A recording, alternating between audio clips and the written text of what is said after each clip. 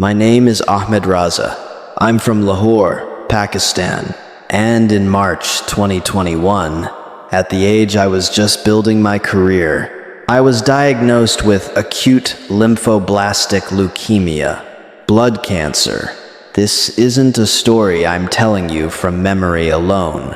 I have the reports. I have the discharge summaries. I have the lab values. In the early stages, my white blood cell count was severely abnormal, the kind of number that tells a doctor something is very wrong before you even know what's happening inside your body. My oncologist at the time explained it clearly. Acute lymphoblastic leukemia is a cancer of the blood and bone marrow. It moves fast. Treatment starts immediately, or you lose ground. I started chemotherapy within days of diagnosis. 2 full cycles. Multiple hospital admissions, regular bone marrow monitoring. This went on for close to 2 years. I want to tell you about the second chemotherapy cycle, because that's when I understood, really understood, what this was going to take. My hair came out. Not gradually, it came out the way things fall when they stop being held together. My digestive system stopped cooperating. I couldn't keep food down. I couldn't keep water down. I was losing weight I didn't have to lose. At night, and this is the part I don't know how to describe in a way that sounds accurate and not exaggerated at night, the pain had a quality to it that I'd never experienced before. It wasn't sharp. It wasn't specific.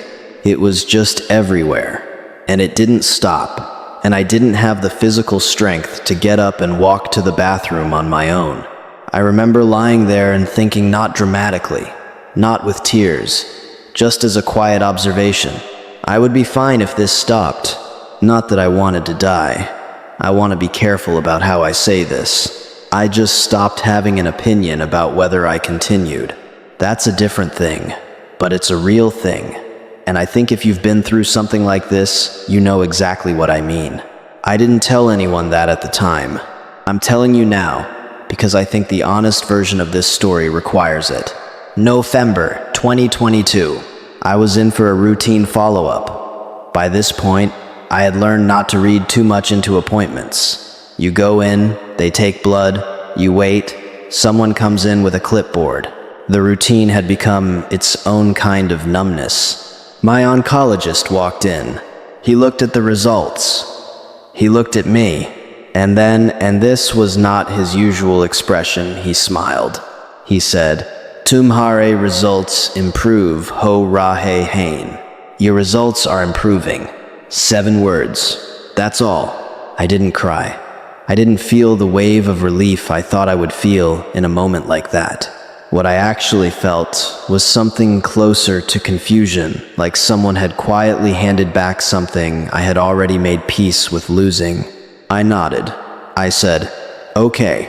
He kept going over the numbers. I kept nodding. And somewhere in the middle of that appointment, something in me quietly, very quietly, started paying attention again. I want to be specific about what recovery means, because I think that word gets used loosely, and I don't want to be loose with it. Here is what the documentation shows. First, my white blood cell count returned to the normal range. That is not a feeling. That is a number on a lab report. Second, my bone marrow biopsy came back clean. A bone marrow biopsy is not a comfortable procedure. It's a long needle into your hip bone while you're awake. When the results came back showing no cancerous cells, that's the kind of result that changes what your doctor says next. Third, my oncologist, the same person who told me in 2021 that my chances were 50/50, sat across from me and said, officially, "Remission confirmed." Those are his words. I am not interpreting a vague improvement as recovery. I am telling you exactly what the doctor said, after reviewing exactly what the tests showed. Remission confirmed. Here's the thing about who I was before March 2021. I was ambitious. Genuinely ambitious. The kind of person who had a plan for every year of the next decade. Career targets. Financial benchmarks. A version of success I was building toward with a kind of urgency that, looking back, had no real source. I was not patient. Not with people, not with slowness, not with anything that didn't move at the pace I wanted things to move. I wasn't a bad person. I want to say that clearly. I had people who loved me. I loved them back. But I moved through those relationships quickly, like they were part of the landscape rather than the point of the journey. I also had a complicated relationship with gratitude. The mornings where I woke up healthy, had coffee, went to work, those didn't register as anything. They were neutral. They were baseline. After remission, I noticed something strange. The mornings started to register, not in a dramatic, cinematic way.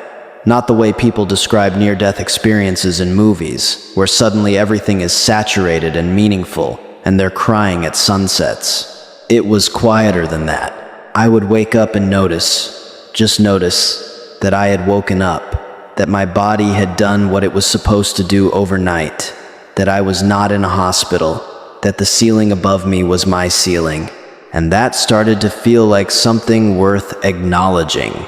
I started being slower with people. Not because I read a book about it, because somewhere in those 2 years, being with people really present with them became the only thing that actually mattered when everything else was stripped away.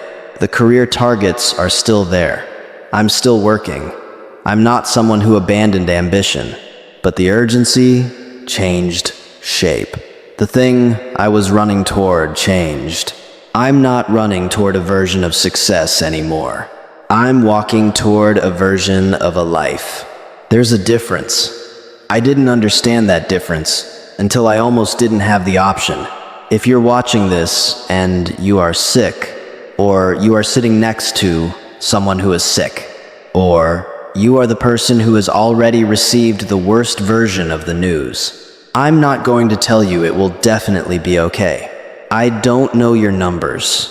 I don't know your diagnosis. I don't know your odds. What I can tell you is this: one day more is not failure. One day more is the whole game. When I was at my lowest point, unable to get up, unable to eat, having already made a quiet peace with things ending, I was still here. I was still, technically, in the fight. And that next morning was the morning after, which, eventually, a doctor smiled at me. You don't know which morning that is for you. That's the only reason you have to get to the next one. That's not hope in an abstract sense. That's just math.